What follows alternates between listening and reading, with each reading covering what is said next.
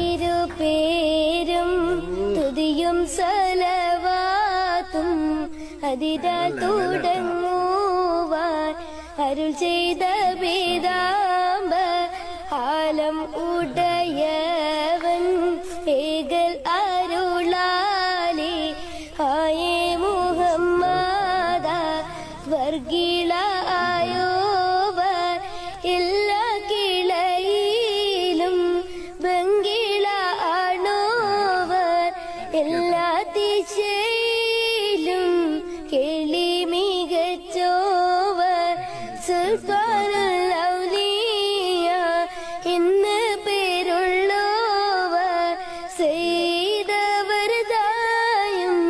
പവയും ആണോവർ.